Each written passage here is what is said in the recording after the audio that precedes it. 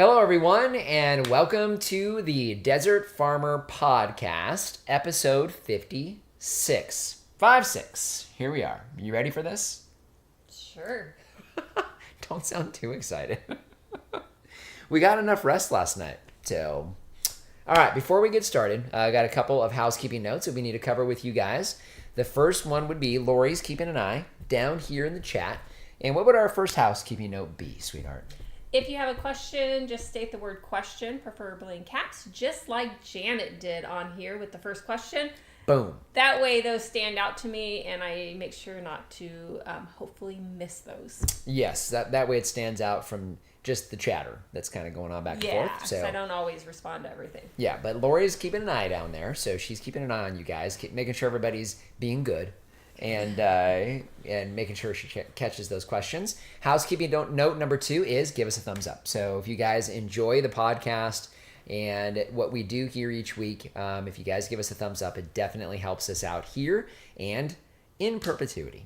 So we've got a couple things on our agenda that we want to cover with you guys today before we get to the topic of the day. Today's kind of a juicy one. So I think a juicy one.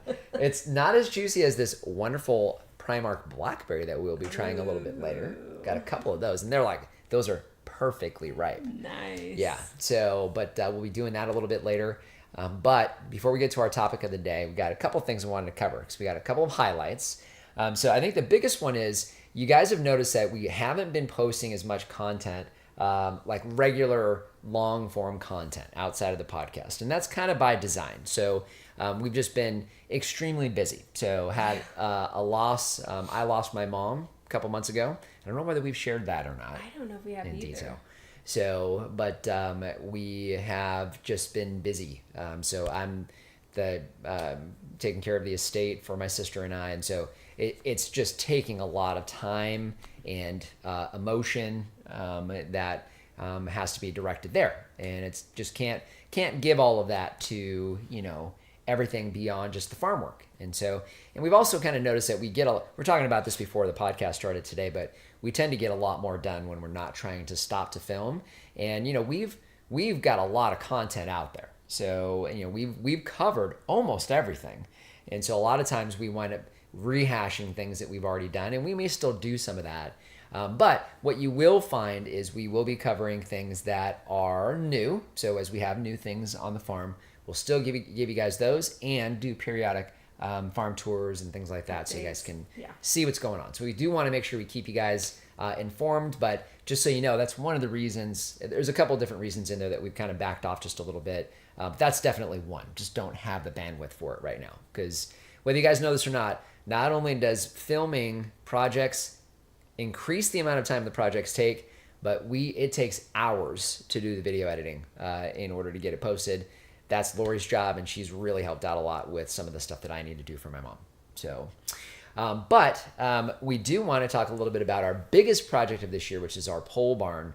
We are we got a lot of film that we've shot of all of the different stages. So we're going to definitely share all of that with you guys. So we'll do probably a nice long form episode on our pole barn, the design, where it's at, what we're going to use it for. We've got some kind of cool things that we're getting installed there. Water and power are going to be coming in here very, very shortly. Power actually is coming up this week. Mm-hmm. So we'll have Jake over to extend power all the way to the back of the farm. We want to make sure that we have lights and we have the ability to use our milking machine. And also we need to have the ability to do heat lamps back there, right? Mm-hmm. And then of course light in general, just so that we can see when we're back there for kidding season, lambing season, because we're going to be adding sheep here probably this fall. And so you guys know, if you've been following along, we had all of our goats had their first round of kids. We've got 3 of the 4 girls are going to wind up being in new homes here over the next couple of weeks, right, by the beginning of June. So we'll have a couple others that we're holding back, and so that will be adding to our herd. And so, so we've got all that going on. But yeah, so that's going on with the pole barn. And then there was one other update. What was the other update? It is peach harvest continues in that we did not net our peaches this year. No, we did not. And so one of the things that you guys have seen us do a few times, even on the old farm. We have been netting our peach trees. Oh goodness, for what, 8 years, 9 years? The entire tree. Basically the entire tree, because we've tried to do organza bags. That doesn't work well with peaches. And so, one of the things that we drastically changed, you guys probably know this as well. We changed our diet last year, and we had some health concerns, particularly for me, some high blood sugar, no bueno. So we've corrected all of that with some dietary changes and eliminated basically almost all the sugar out of our diet. So fruit would be the exception. However, we don't eat a tremendous amount of fruit. And so we're just not going to be as diligent with trying to maximize production on every single tree. And we're getting lazy. So we want nice, big, beautiful trees at this point. So instead of trying to control size constantly, we're giving up on that. We want nice, big, tall trees that give us some production. We may sell some fruit because that was part of the plan for the farm anyway. But we don't want to net those peach trees. It's a pain in the tail. It damages branches. It distorts them. It does all kinds of things to the tree, and we just don't want to do it. And so what we've been doing instead is we've been harvesting early. So and that's been working just fine. We've gotten probably a couple hundred pieces of fruit off of them already. The Florida Prince, that's what this is here. So that's your Florida Prince peach, about a little smaller than the size of a baseball. And that's about a typical size for that peach. And we have at least a couple bucketfuls we've harvested. Lots still on the tree. We're losing some to birds, but for the most part, we're getting a really good harvest without netting the tree. Yeah. So, and we leave them on the counter for a few days. Sometimes it takes longer if we pick them a little too early, but they do harvest, or they do ripen just fine on the countertop. So we're looking just for that nice, beautiful red color. This is the blossom end. So you got your stem end there. So the stem end you can see on this one might be hard to pick up, but it's yellow. It was a little greenish when we picked it. This has been on the counter for almost 4 days, I believe. But it's almost perfectly ripe at this point. So we're going to try this on camera if we have some time today and give you an idea of what these are like. Basically just not netting the tree, harvesting them early, and then letting them ripen on the counter, which seems to be working great. So that is definitely a big change for us. You guys know you've watched us put that netting on the tree, and we're just not going to do it anymore. So yeah. That's all there is to it. I see some green there. What is that? Yeah, so we got Brian Hunter did a super chat. Oh, thank you, Brian. That was Thanks, very Brian. kind. Thanks so much. Very nice, and happy Mother's Day to me.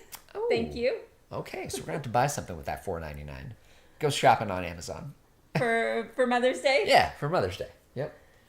Okay, any questions before we jump right in? I am really looking forward to the topic today. It's stuff we are not going to plant again. So, yeah. So you guys see all of our successes. We're going to be talking about some significant failures here. So, okay, so our Juju Bee tree has brown along the edges of the leaves. Do you have any idea as to cause and remedy?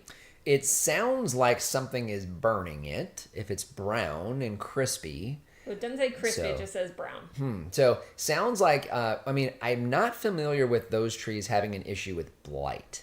Because that almost sounds like blight. We have blight on some pear trees. Pears are coming up in today's topic. But we do have a little bit of blight there. We do see it from time to time in the apples as well. So we kind of get that a little bit on the apples. And it's mainly stress. Not sure what your fertilizing schedule is like. If it's too heavy or too light. And then, of course, irrigation. So, that can cause some of that. But I don't see that with ours. And we've got, 5 different varieties now, 4 or 5 different varieties. And I have not seen that with those trees. So I'm not too sure. Let me know if you're here, assuming you're here in Arizona. So what else? And then I have a Naval Orange tree with stem dieback. What is the cause and is there a remedy? Right. So we see that from time to time, especially on our Cara, which is basically a Naval Orange. And we get that on that tree from time to time as well. Usually, again, it's back to stress. So something is stressing the tree out. Hard to diagnose that without knowing a whole lot of details. But It's probably stress. It could be some type of disease that does happen from time to time, although I'm not familiar with that being much of an issue for us here in Arizona with navel oranges. But we have gotten dieback just randomly on some of our trees. It does happen. And it's actually pretty common in citrus trees for some of the older branching to start dying back. So it could be if it's older branching, you're seeing some dieback. It's completely normal.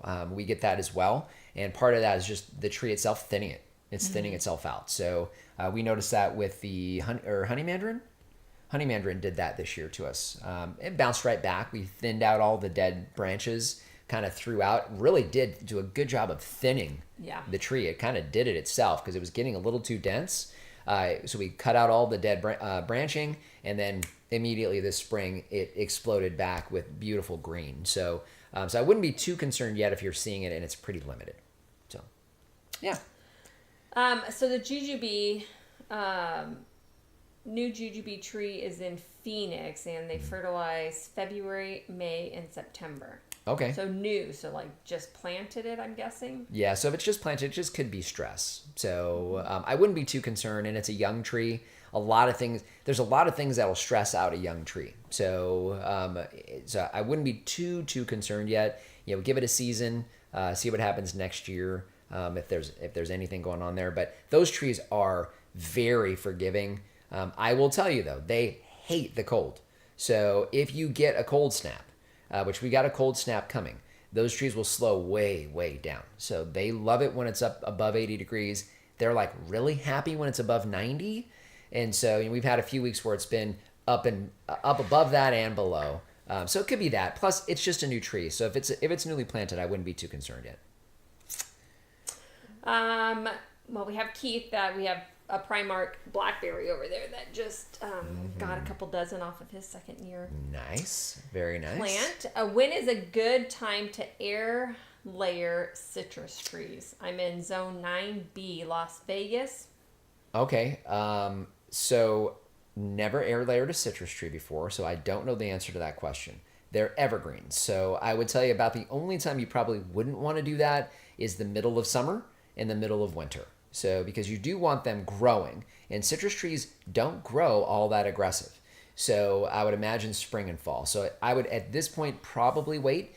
We do air layering. We just talked about it this morning actually, with our white Persian mulberries, because we want to add a couple of those, not because of fruit production, but really for shade. We got a lot of changes going on with our livestock that we'll share with you guys this year, and some shifting that's going on with the pole barn. And we have that whole area to the side that we have the goats, the turkeys, the ducks, and the geese in now. And we've been utilizing Moringa trees, also coming up in today's episode. But we've been utilizing Moringa trees there, and we want to switch that out. So we don't want purple fruit over there, and we're not really too worried about the fruit. Although the white mulberries, the animals will eat that. So, and we're going to have birds on that side of the farm. So we want to come back and do some nice big shade trees. We do have a fair amount of water because of the ducks. So we can definitely add, mulberry trees do really well on regular irrigation with deep infrequent. They also do fine with more frequent watering. So they're pretty forgiving that way. So we're going to do some of that, and we're going to be doing some air layering. So if we do that and we get to it, it would pretty much be now. So April, May, you even into June for something like a mulberry, because mulberries are growing into about July, August, and then everybody kind of slows down here in Arizona. But back to your question about citrus, I would do it when the trees are growing. They're growing right now, which means you would have had to do it a few weeks ago, and you need about 2 months in order for a air layer to actually take. And so I'd probably wait until right before fall flush, so maybe September, beginning of September, end of August would probably still be okay, because you're going to get some growth in those trees in September and October, and then you can pull that air layer off in November. So, and honestly, if it's a big enough tree and you're not too concerned, you can give it a shot now. I mean, it's still growing now. I would do it soon, because spring would probably be your best bet. Is the tree you transplanted to your neighbor, possibly a citrus, still alive? No. So that tree, it lasted about, I think it was a couple of years that it lasted in the ground. So that was 5 years ago. And I think it was a couple years in. The problem that we have is we have free range cattle that would literally eat that tree down to a nub. So as soon as it put on new growth, cattle would find that, eat it down to a nub. I watched sheep do the exact same thing. And the irrigation was not consistent because it was being hand watered. So it really, it struggled for almost 2 years before it finally gave up the ghost. It literally had cows come in and eat all of the new branching back, and it finally was like, okay, we're done. So, but we've transplanted several trees that have been, our success rate on transplants is pretty high. So most of the trees have done well. The bay leaf is doing fine in that end cap. We've transplanted a quince on the old farm. We also transplanted, I think, a couple, the kumquat. There was another citrus, I think the honey mandarin actually, I think was a transplant. So we dug that tree up, potted it, and then transplanted it here because we bought that tree. It was actually originally in the ground at the old farm, and it was the first tree we planted here. So that was a transplant as well, which I don't know if we actually covered that. Probably not, because we had it in a pot and brought it over. Yeah, I don't know that we did. So, but either way. So yeah, I finally gave up the ghost. Anything else, or are we ready to go? What fertilizer are you putting to Juju Bee trees? Juju Bee trees can do any fruit tree fertilizer is fine. Doesn't really matter. It doesn't have to be a super high nitrogen though. So, not a citrus fertilizer. So citrus fertilizers are higher in nitrogen. They're higher in overall nutrition. And your regular fruit trees just don't need that much.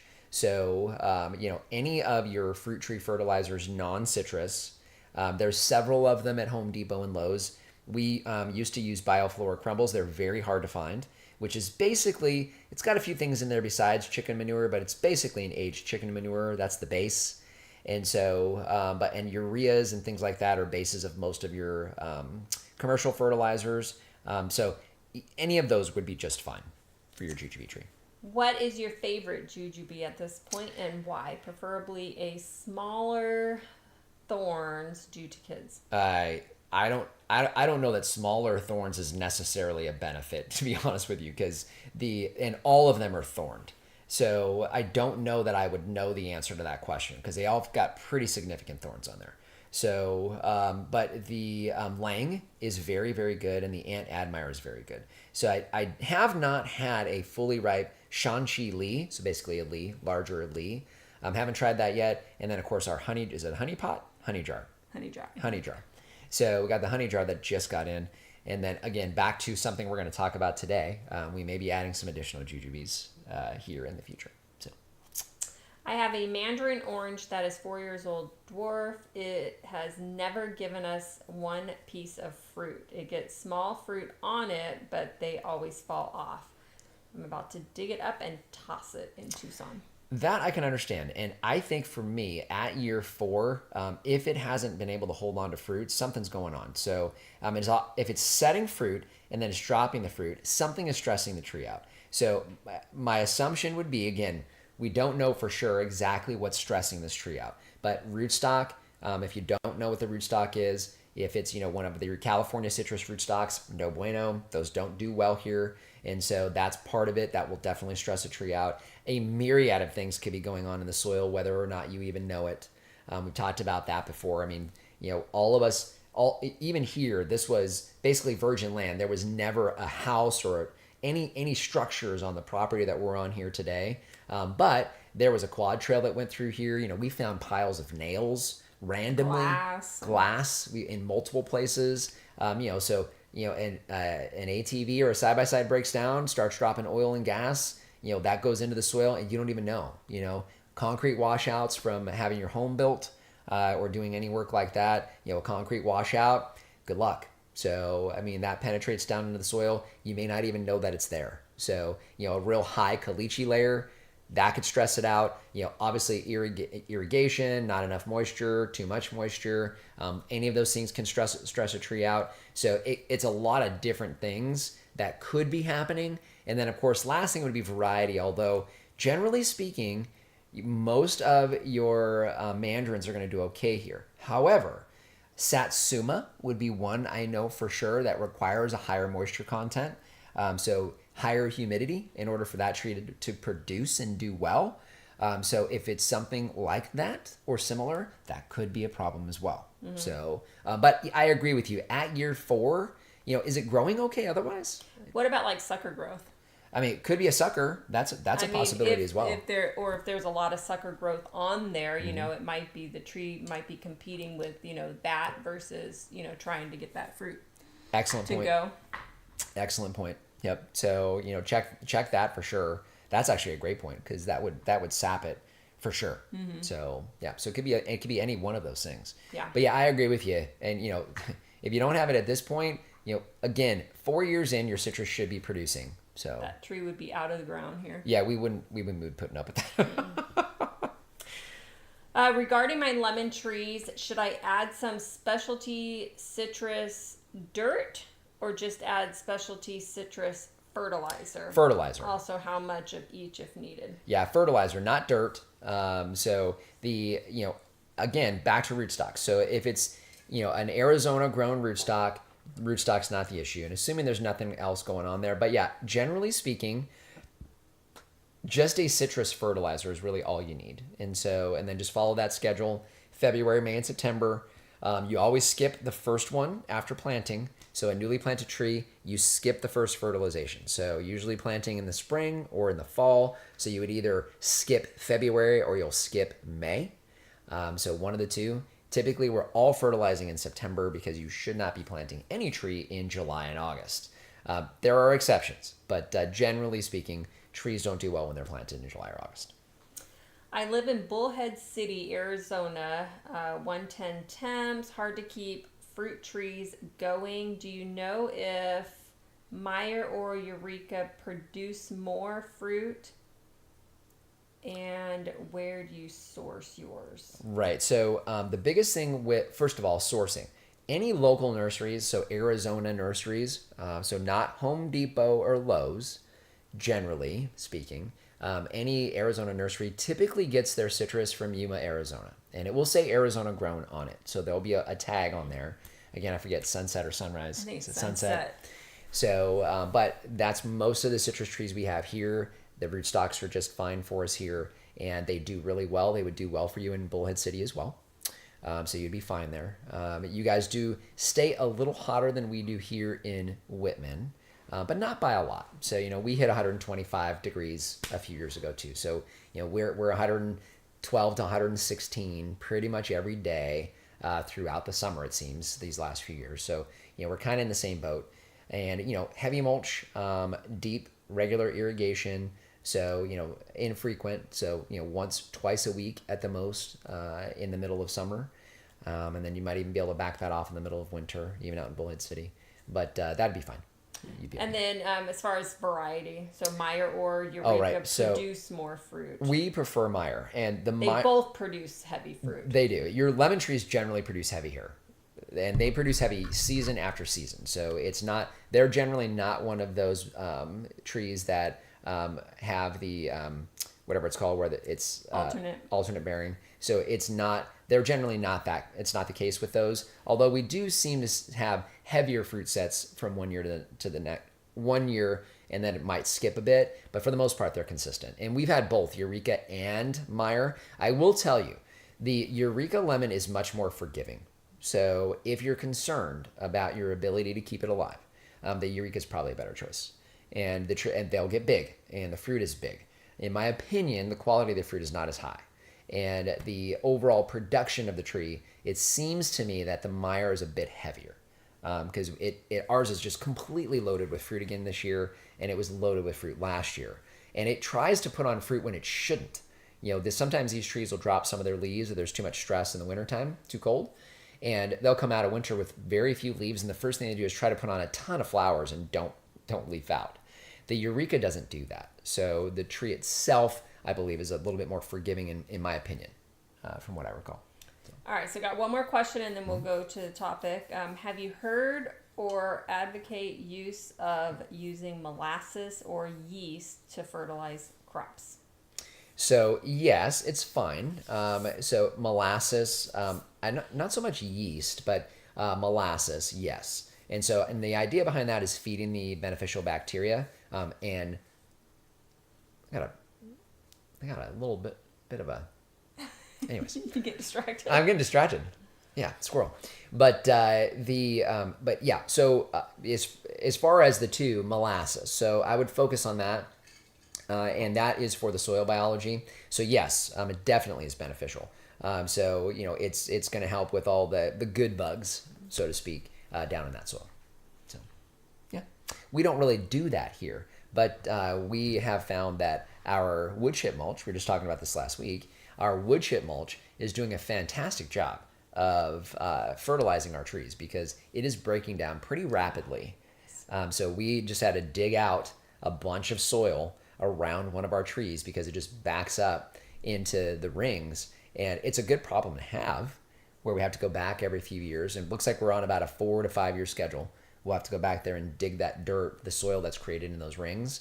And that really helps to balance out the fertilizing as well. So because, you have worms and all kinds of worm castings in there. It's wonderful, wonderful soil. And the tree, that's right above the tree. And so every time it irrigates, that just filters down into the soil. And I know that's a big part of the reason why we've had success here because the trees always have nice, consistent moisture in the soil.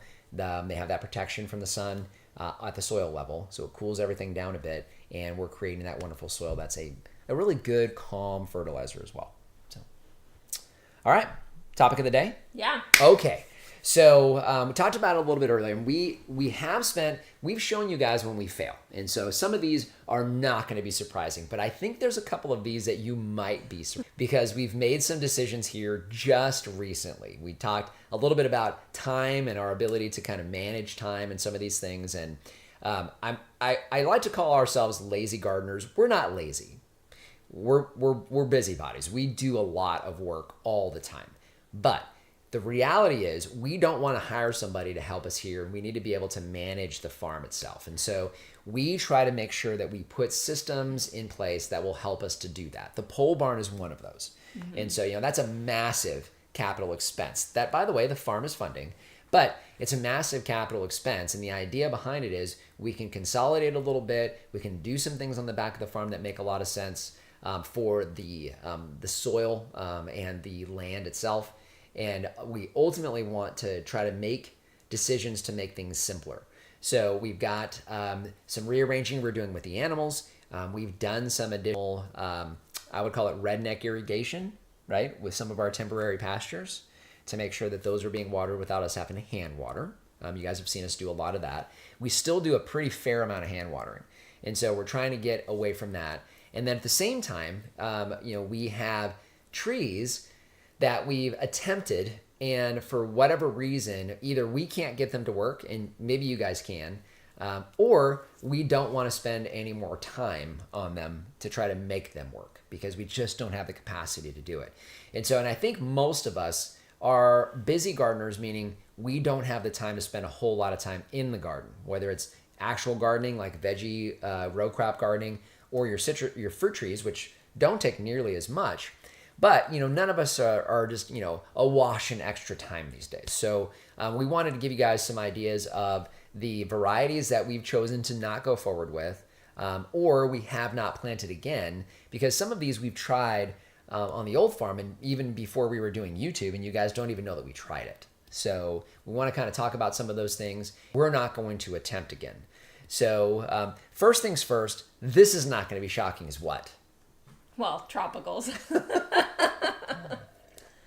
And including, so like we do have a banana tree, which we'll leave there, but it dies back every winter and then comes back to life. So will we ever get fruit on that? No, we won't. And we just are not going to try to do heat sources and all that. So no, we're not. We didn't cover it this year. I'm like, you know what? No, we're done. We're done with that. We don't have time to do all that stuff, to monkey around, to maybe get a banana. And then on top of that, we don't eat bananas anymore. And so, that doesn't help either. But so yeah, it's still there. It's still alive. We put it into where the Nagami kumquat is. We did transplant that too. Yeah, we transplanted that and it's alive. It's doing just fine. It's come back. We needed the spot for our little 5-in-1, right? Yep. That had some cherries on it. Yep. But either way, so tropicals definitely no. And you guys know that we've had, so we had Barbados Cherry. Weren't a fan of the flavor of it. Died at 20 degrees. We had passion fruit on the old farm. Same thing. Died at 20 degrees.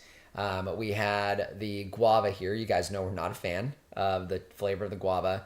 And so the guavas died last year. And we covered them last year, and too. though we were diligent about covering them, they died anyway. So we're like, nope, out. Pineapple guava, we have 2. We even planted one recently. I would not do that again. So they flower. We've even had fruit set on the old farm. They don't survive the beginning of summer. So yeah, would skip that. And those are a little bit different. I don't know that I would put those in with tropical trees because they're not. They muscle through winters, so they're really not a guava. It's a feijoa. So it's a different type of fruit. They just call them pineapple guavas. But even then, just not getting any production off of them. They grow very, very slow. So we've got the 2 up there. We're not going to pull them out. They're very, very small, and because they grow slow, they're up there with our olive trees, so they're going to remain.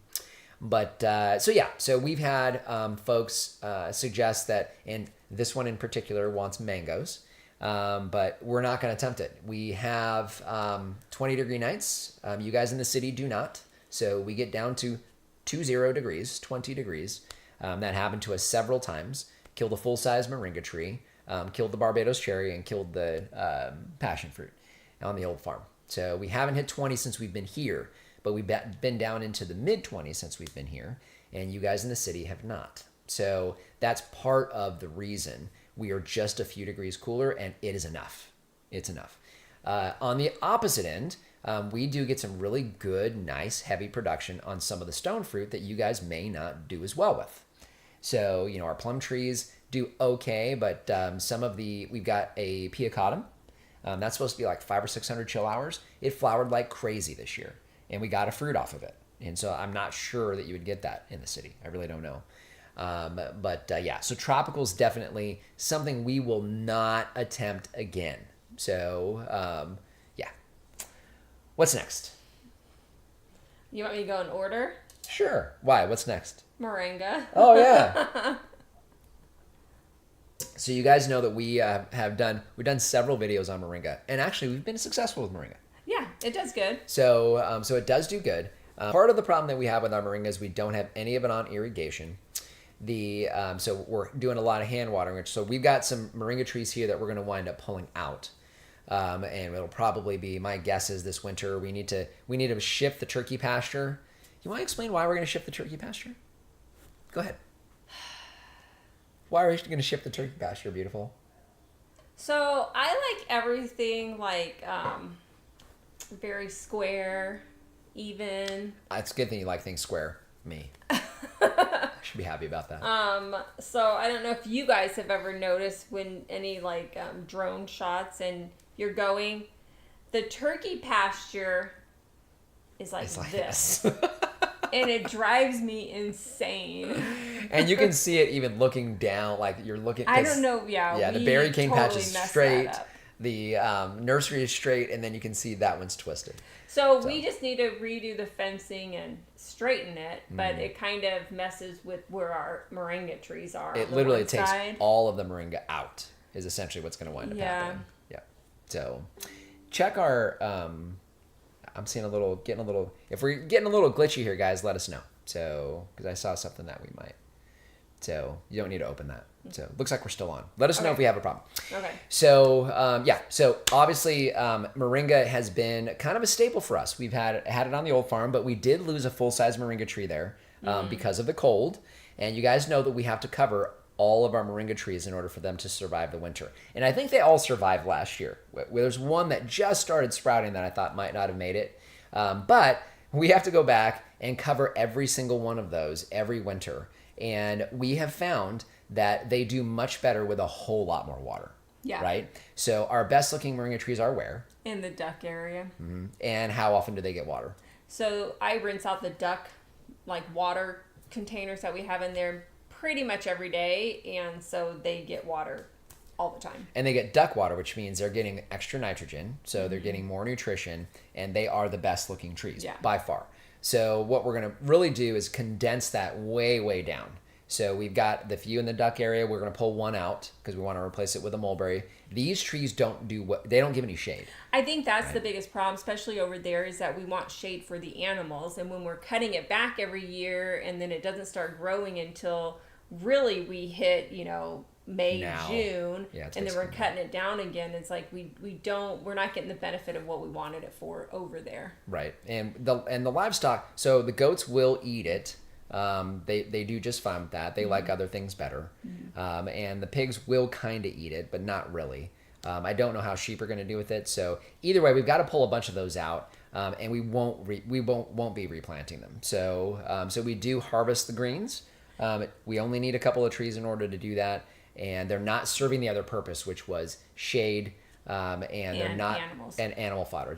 It's not really doing the job. And so again, this is definitely not a tree that is a problem growing here in Arizona, and in the city you'll do even better than we will. But you get down below 30 degrees, you could lose the tree. So, and we do that consistently. So kind of ties in a little bit to the tropicals, where we've just decided that we're not going to go heavy into those again, just because it requires a lot of work at the beginning and end of the season. So extra work that we just don't want to do, and not serving all the purpose. All right, pecans. Yeah, we talked about pecans. In fact, the picture in today's, the thumbnail that you guys saw today, that is a picture of our pecan trees in the middle of summer last year. So we have found that they require a tremendous amount of water. Too much water, honestly. So, we're not afraid to water trees here. We do water trees. But, the reality is, we're putting up to 300 gallons a tree on those in the middle of summer. That's out of control.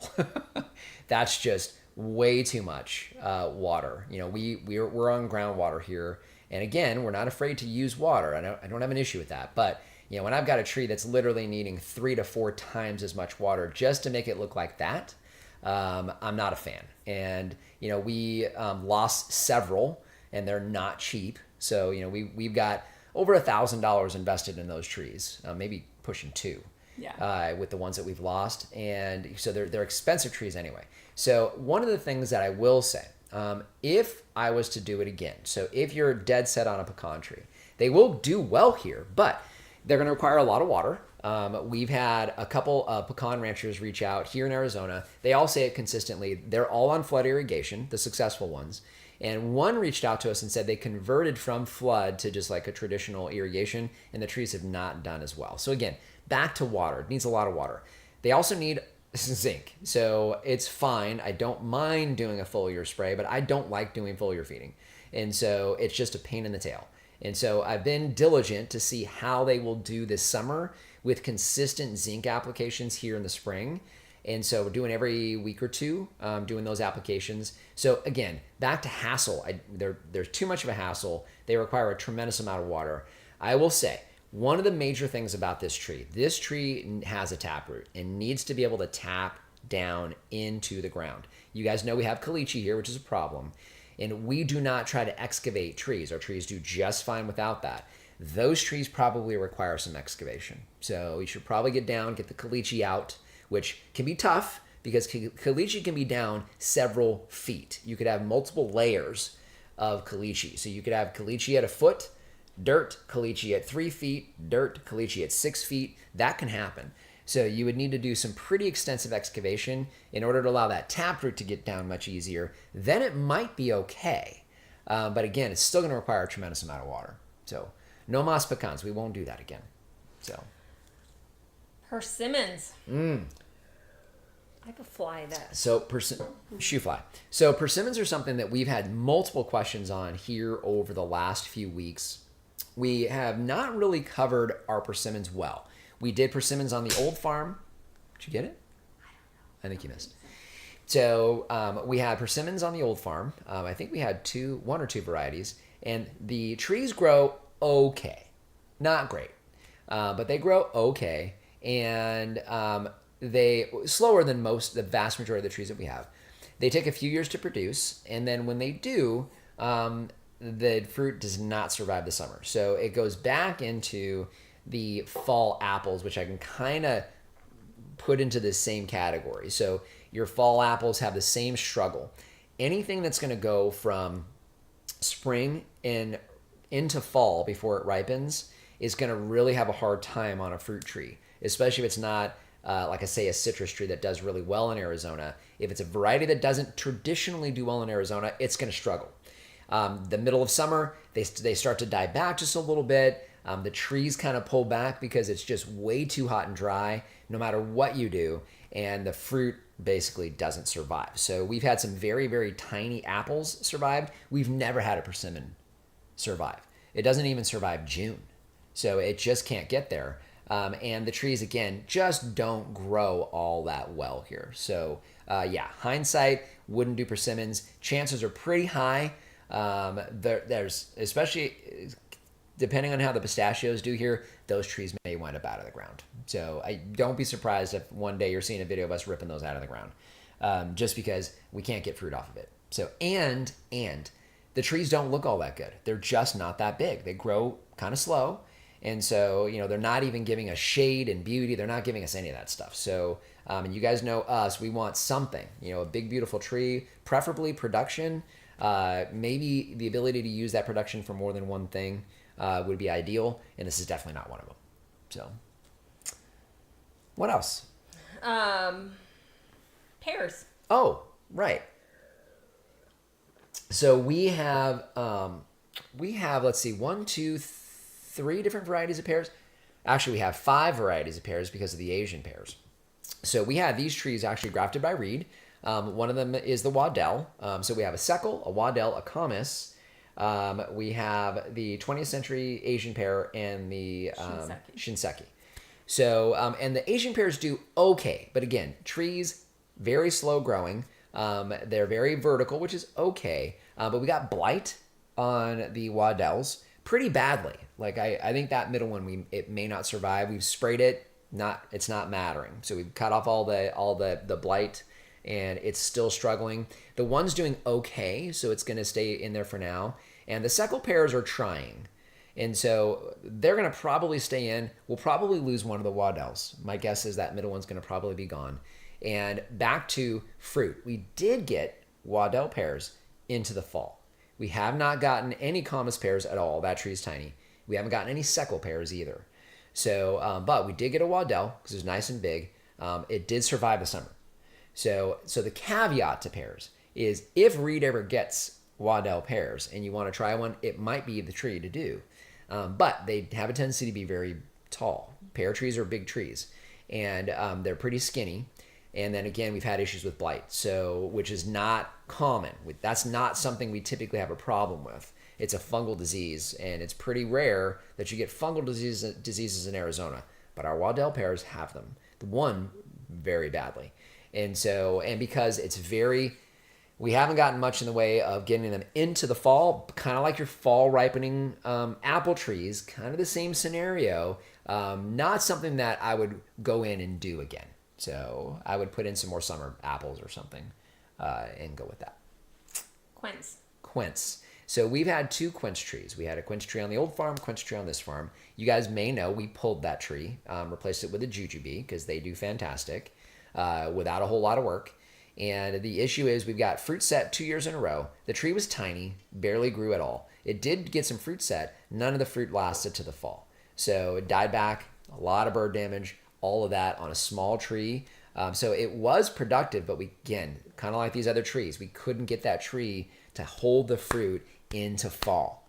And so we never could get a harvest. And the tree didn't grow well. So quince is gone.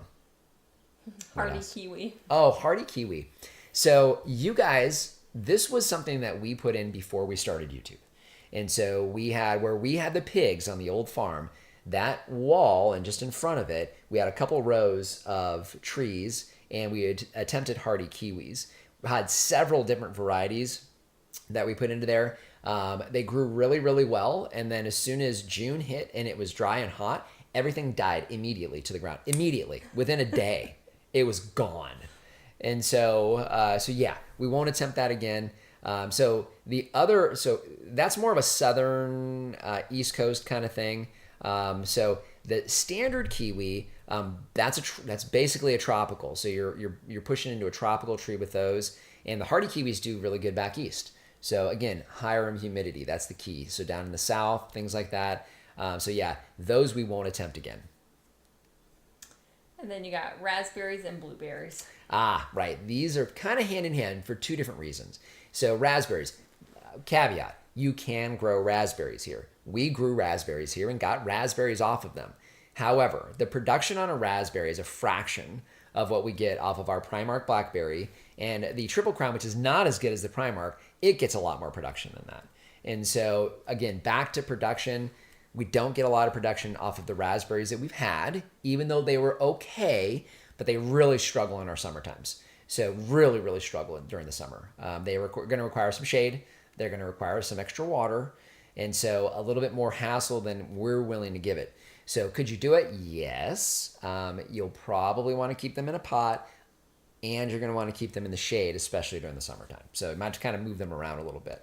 So, and then, blueberries. So blueberries go all the way back to our house in the city. Mm-hmm. You remember that? Mm-hmm. So we had, I think it was either 2 or 3 different low chill blueberry varieties. They were all in pots. We did all the soil the way you're supposed to do.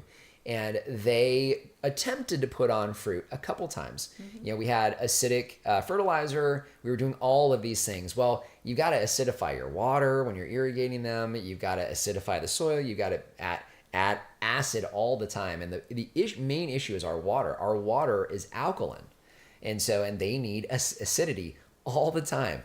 And so way too much hassle for us. And again, back to Primarch blackberries. Hello. We've gotten how many hundreds of these off of those bushes? Hundreds of these. So why would I bother? Yeah. So it's just we're not going to try to make it work, because you're going to have to try to make that one work. So, all right. What else? There's probably some questions. That's my list. I'm sure I'm probably missing things, because there's been some other trees. We talked a little bit about is it Satsuma? What was the Mandarin? Is it Satsuma? Yeah, the Satsuma Mandarin. Reed's actually the one that told us about the humidity requirement in that tree. So we made the mistake of planting that on the old farm. It never really grew, really struggled, a lot of dieback constantly. It was the wrong rootstock too, so that didn't help. Yeah. But that's definitely a citrus tree we would skip. And I'm sure there are others that I'm forgetting. But generally speaking, those are kind of the ones that we've come back and said, okay, we're changing our mind on these and we would not attempt them again. So, yeah. Questions? All right. So what did you say about Barbados Cherry? So 2 things. Number 1, we did not like the taste of the fruit. So even if we got it to where it was basically purple and fell off the bush into your hand, it tasted too much like a tomato to me. So yeah, it doesn't taste like a cherry. So, I mean, tomatoes, it's fine. It's fine. But, we put them in salsa and we cook with them. That's on my burger. But I don't want it fresh eating. So not when you're thinking a cherry. Yeah, you're thinking cherry, and it's not. It's not. So again, even almost purple, we had them completely ripe, and I still tasted tomatoes, not cherries. Yeah. So and then the second part of that is that's a tropical, so it doesn't survive out here. So we killed a nice big bush that we covered, killed it to the ground when we hit 20 degrees, killed it to the ground, and it tried to come back for about a season, and then that spot is still empty at the old farm. So they just don't survive. Yeah. Will wood chips break down fast enough in the desert with drip irrigation if they are not getting very wet? So the key with wood chips, we are going to probably do a video on wood chips in the desert, because there are a few things that we have found here, we're 5 years in, that we know do and do not work with wood chips. And the biggest thing is they have to have moisture. They will not break down, especially if it's a fairly deep pile. We've got 5-foot piles back there we're digging up, and there is absolutely no breakdown whatsoever 5 years later. So, but that's because moisture is not penetrating down to it. Reverse of that, we have areas that we've put 8 to 12 inches of wood chips in, and we've had enough rainfall to have those break down on their own. And then same thing, anywhere where there is moisture on the ground, because the wood chips touch your ground. So as long as the ground is moist, that moisture is gonna be there, and it's gonna compost down and break down over time. Plus, you also have termites and other bugs that are gonna be helping to break that down, and mushrooms. Remember, mushrooms break down dead wood. That's what they feed on. And so that's part of this process. So you need to make sure, and they need moisture. They won't live without moisture. So those are all things that are involved with the breakdown of wood chips. So just keep that in mind. So it doesn't matter what kind of moisture you're putting on it, whether it's drip irrigation or flood irrigation, does not matter. Rainfall has worked here. It'll work for you as well. We don't get it often. It's okay. It'll still work. So, yeah. Have you considered water probing through the caliche layer? No need for excavation. No, I haven't, but we don't bother. So we don't need to do it with any of our trees. So it's just not something that we've done because we don't need to. So, I mean, would you with the pecans? Maybe. I'm not going to go through that process, I don't think, at this point with them. But maybe, do like some coring in order to get down there to try to get some water to penetrate down there. The biggest thing is the roots need to.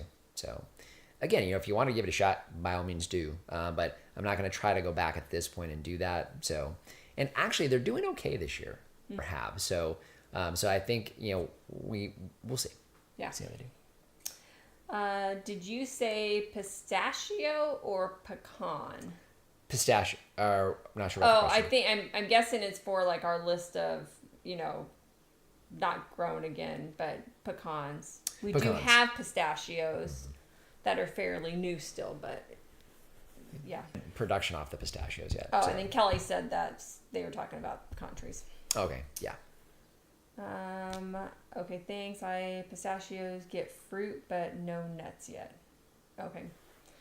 Good. Are we caught up? Is it time to try something?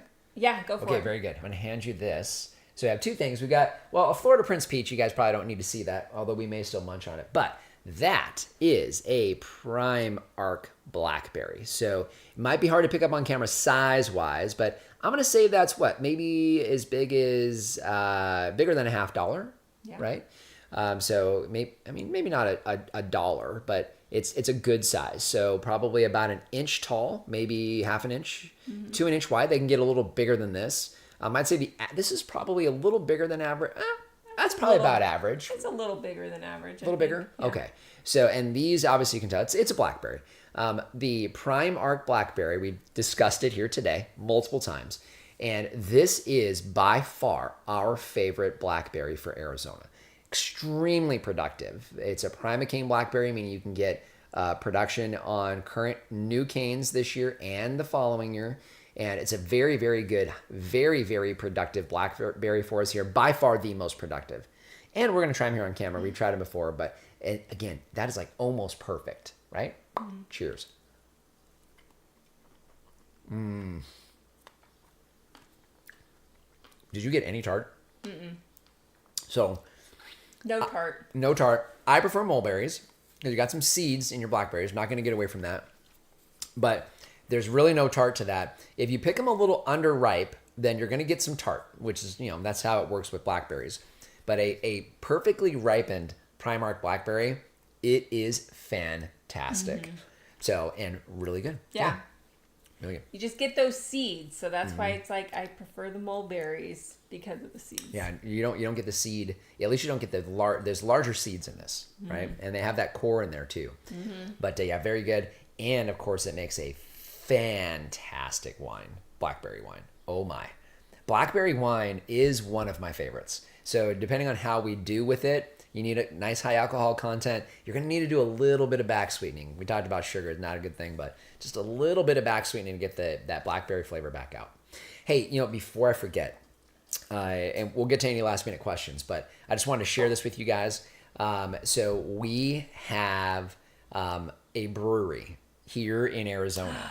Yeah. Just found this out. We should have put this as a highlight. So I want to let you guys know now, and we're gonna invite all of you guys to this brewery. It's important to us.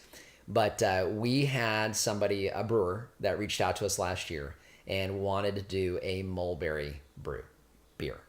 And we hadn't heard anything. And so Chris, who's helped us with propagation last year, He had kind of connected us with this guy. So he came over here and it's done. So they want us to come out for a tasting and they want us to invite some folks to be out there with us. So back up a little bit. Last year, they got mulberries from us, the Black Pakistan mulberries, to make this beer with. Several bags. And so this, and it sounds like the master brewer was trying to figure out a name and they like Edge of Nowhere Farm. He's like, oh, I like that.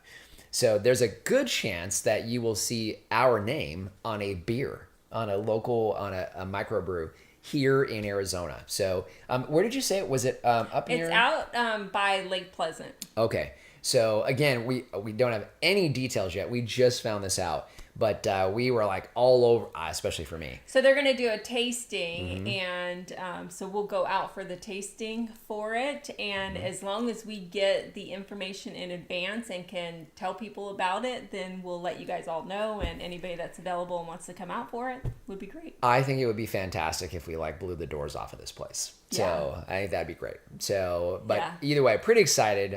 So we don't have any details. Sounds like it should be sometime this summer. And so he picked up some more Shangri-La mulberries. Yeah, they're going to do a second sweetening on it or something, or a second fruiting. I don't remember what he called it. With the Shangri-Las from this season. Yep.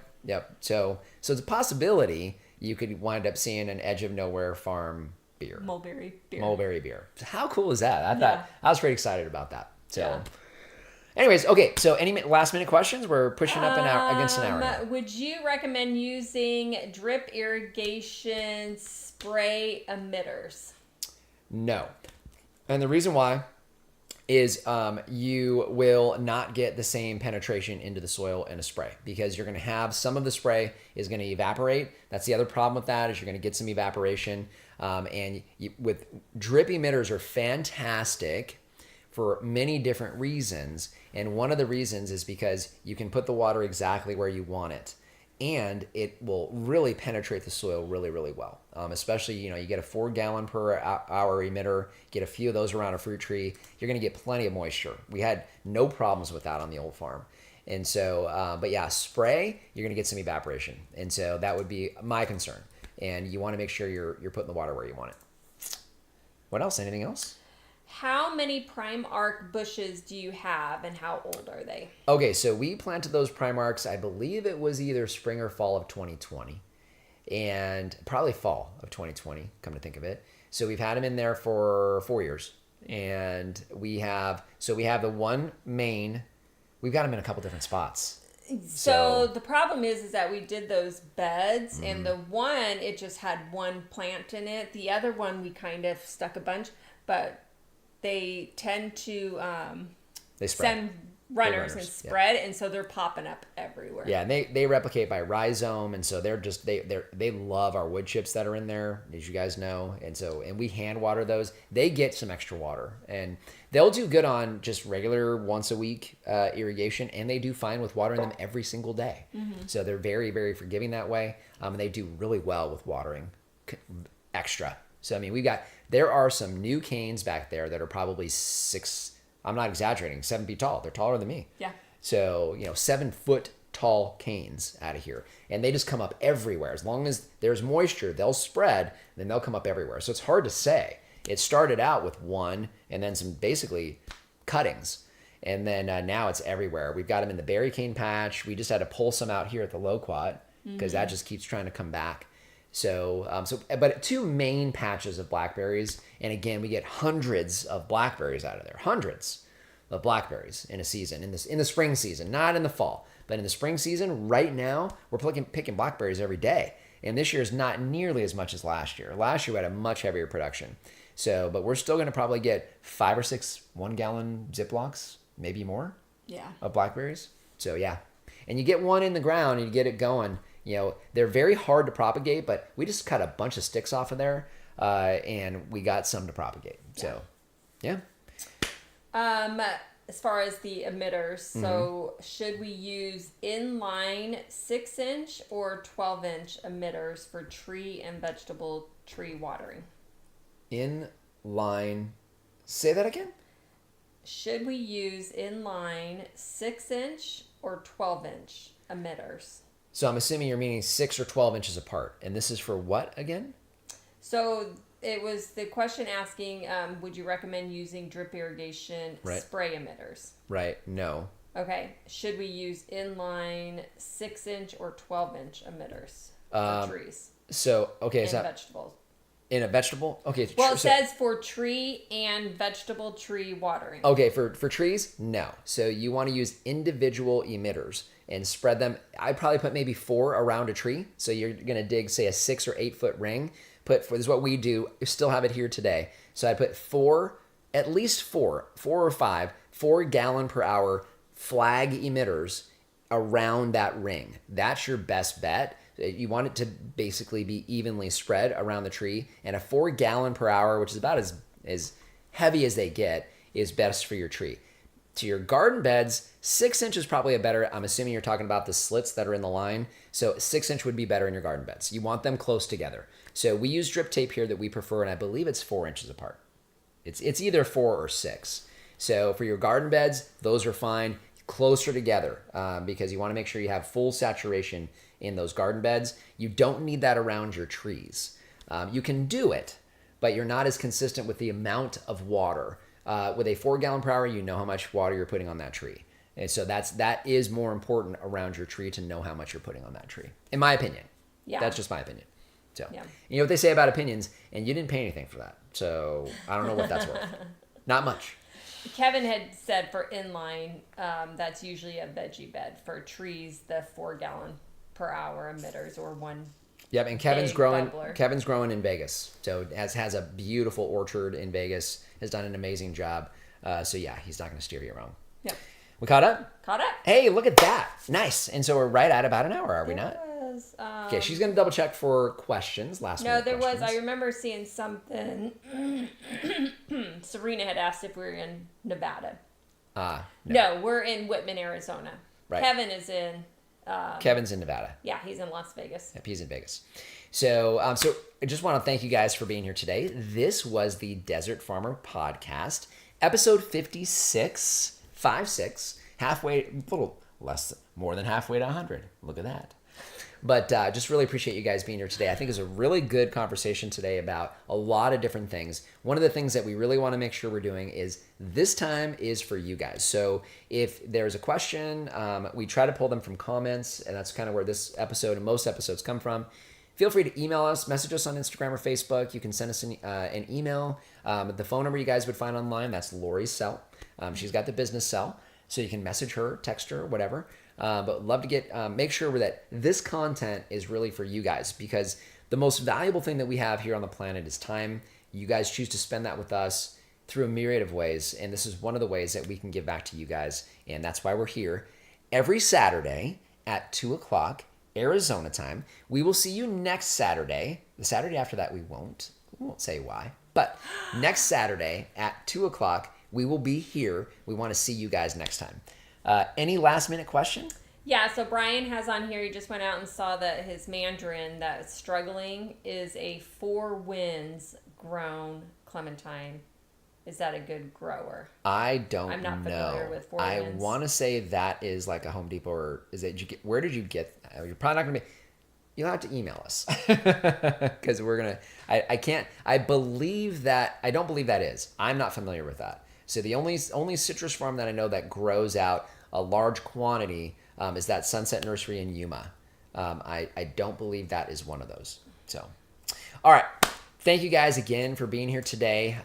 We will see you next week at 2 o'clock Arizona time on Saturday. But until then, a reminder, if we can farm on the edge of nowhere, So can you. Yep. Bye, everyone. Bye.